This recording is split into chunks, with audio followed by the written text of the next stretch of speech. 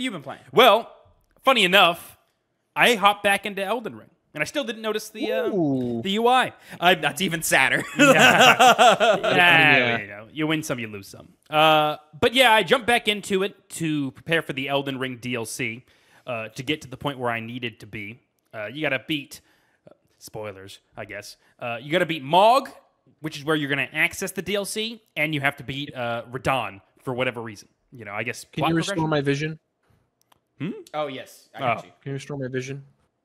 Yeah, and going through that game again, it's not as fun to play on repeat as some of the other FromSoft games, because a lot of what Elden Ring's strengths are, and I would still call it a better game than a lot of those other ones, but due to the fact that it's an open world and a lot of your initial play experience is uncovering that world, all the nooks and crannies you can explore to get all the interesting items.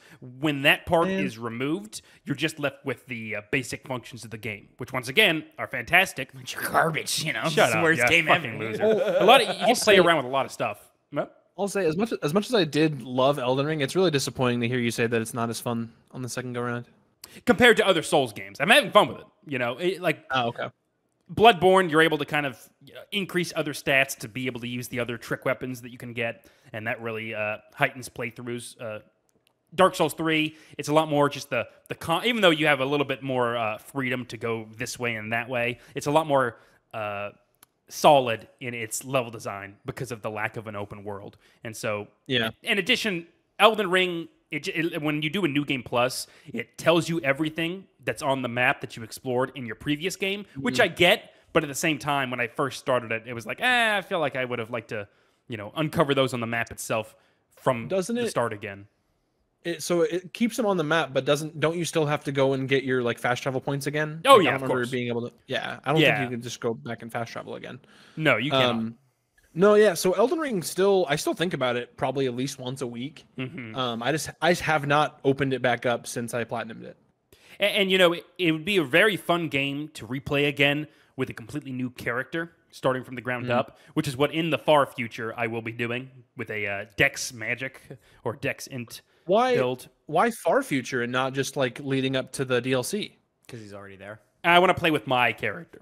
And I have to get to that point, and by then I'm gonna have to go play other games because it's a busy year. Yeah. If you guys hadn't noticed, and so do you think I can't go playing how much all the time. So I really want to hop back in just in preparation for the DLC.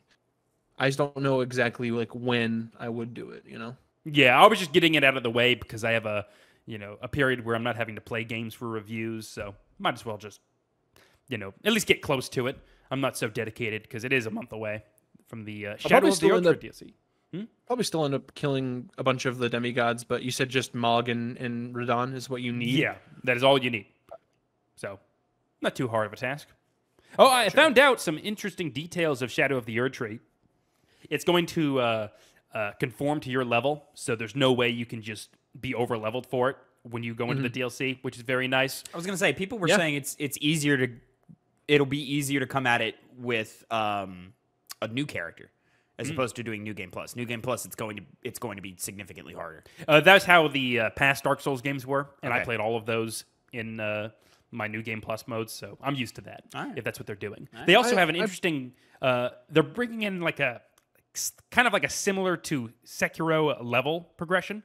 Because you know how Sekiro, you would beat bosses and it would give you a choice between upgrading your health or upgrading your fucking stamina. I recently read it in an article, so I'm not forgetting things. But it's going to do something similar to that. And they seem to be, going to including some interesting mechanics. At least they were hinting at that. I don't remember having a choice there, but okay. Yeah, that's what they said. Connor, correct me if I'm wrong, but isn't it every... So of course each New Game Plus is somewhat harder, everything's scaled up a little bit. Yeah. But isn't it even more scaled up every 7th redo or something like that? There's some number there that they scaled up even more. I believe they do, but I've never gotten that high to experience it personally, and I don't go too in depth into other people's New Game Plus runs, so I don't have knowledge of that. But I believe that this one for me going into the DLC will be technically New Game Plus 4. Damn. Yeah. Well, hang on. Well, would it be? It'll be my 4th playthrough, but would that be New Game Plus 3 or New Game Plus 4? Because does it go by the playthrough, or does it go by first New Game Plus? Is that New Game Plus 1, or is that just? I think it's called New Game Plus. It would be number of playthroughs. So like each level makes it more harder. I would assume. So yeah, it would be my 4th playthrough. Okay, well, There you go. see how hard it is for you. We'll see. Elden Ring. We'll see. I love Elden Ring. I'm gonna have to play that game at some point, aren't I? Oh, yep. Not even. I think it's a really great game. I think it's a great game. You just don't want to play it. I just don't want to play it. You know. You're gonna have to make it further than Stormvale Castle. Oh yeah, of course, of course. What do I look like? Honestly, probably will take my sweet ass time getting to that castle because that shit was fucking dumb. Well, I mean that's not dumb. The first like boss you have to. Yeah, but I could spend 20 hours without going there. You can. Probably. Easily. Absolutely. Easily. One of the great things of Elden Ring. What was I gonna say? But yeah, I'm just really excited for this DLC. I think I might have told the story, but like the creator pushed it back because, the creator of Final Fantasy 16, not Final Fantasy, Final Fantasy 14, the DLC for that new one, he pushed it back a week so he could play the Elden Ring DLC. Yeah, it's funny. That plus they know there's a lot of crossover with those two audiences, so he's like, all right, no one's gonna play us first; they're gonna play Elden Ring first. Right. So he was like, all right. He's like including myself. Yeah. Really, that's a publisher choice. That's not a director choice. But I'm sure the devs were like, "Yo, we're gonna get killed. Like, come on, let's be smart about this." You know who would have been smart? Should have been Guerrilla Games with Horizon. Yeah, Horizon Forbidden West. You know, Guys, just like a week before, you know. I would argue those games cater to different audiences. But it still isn't That's probably probably true. the best bet. But Better to be also, safe. I don't think anybody expected Elden Ring to be Elden Ring. You know, you can look at the metrics people of the were other hyped up for FromSoft it. games and be like, well, yeah, those who knew, but like The broader. like if I'm a publisher and I'm looking at analytics and I'm going, all right, how much does a FromSoft title sell? Who does it cater to? XYZ. Even if it is more, like because these guys do that kind of number crunching. They go, all right, it's not going to affect us this much. Plus another week, would hurt our numbers by this, that, and the third, or we can't rush that game out for XYZ reasons, and we can't push back because. No, there was time after Elden Ring, wasn't there? Was Elden Ring not like I'm pretty sure I remember it winning like the Game Award for most anticipated game. It did. It did, yes, but you have to remember like who cares about Game Awards versus the general public, and who PlayStation caters to versus who FromSoft caters to. So like, yeah, Elden Ring was a big deal to guys like us, and it was gonna, it was always gonna be like big talk, but it wasn't gonna be. I would imagine the expectation from boardroom executives was, okay, that game's going to be big, but it's not going to stop the world. It's too hard. It's too hardcore for most gamers. We're appealing to the guys who buy Assassin's Creed every year. Like, that's who we want. And then little did they know, everybody bought Elden Ring. Everybody. So Fucking love Elden Ring, dude. probably just a miscalculation. Yeah. What a huge moment.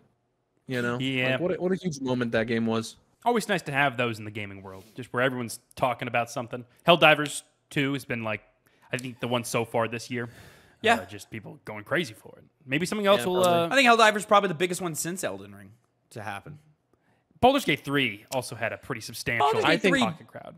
It's Spider-Man 2 as well. No, Spider-Man 2 not to this level. I would say Helldivers 2 made a bigger impact because and I don't think Baldur's Gate 3 did either, because there's a certain level of mainstream where girlfriends start posting TikToks about it and going, oh man, my boyfriend is mad because he rushed home to play a game and now he has to wait in line to play it or something like that. Or, my boyfriend keeps talking about an Elden Ring thing or whatever. Like, it's that level of thing. Sure, Spider-Man 2 maybe got there, but not to the same level. And also I think Spider-Man 2 was a known quantity, whereas Helldivers, Elden Ring, Breath of the Wild, these things jumped up to a level that nobody expects. It's a penetrating market force that you only get every so often. You can't calculate. Exactly. Also, you can't expect it when these things happen. Tavin, you bringing up the whole the queue time thing, I feel like looking back, that kind of just amplified the talk around 100%. Helldivers. 100%. Yeah. It sucked, and it I think it was a bit of a double-edged sword because in some ways it didn't work for them, but in other ways it did because it increased the conversation about it. Yeah, because then people were like, oh, people are waiting in line just to play this game, like basically sitting at home waiting in line. Basically, I got to check this out. It's PR that does its own work. And it was the ones who do get in and go, oh yeah, no, I'm having the absolute blast. So it just keeps it populates itself. They got lucky with this game. This was not a calculated thing. They got lucky. Really captured lightning in a bottle here. That was not supposed to work, but it did, and thank God it did because Helldivers 2 is a great game. It's a great game. Good job, guys. Yeah. Who's the studio that makes that again? It's Arrowhead. Arrowhead. Yeah. I was thinking about it. I was thinking about it the whole time. It did not come to me until you asked me. So Well, anyway, that was a great conversation we just had there. I'm just gonna move on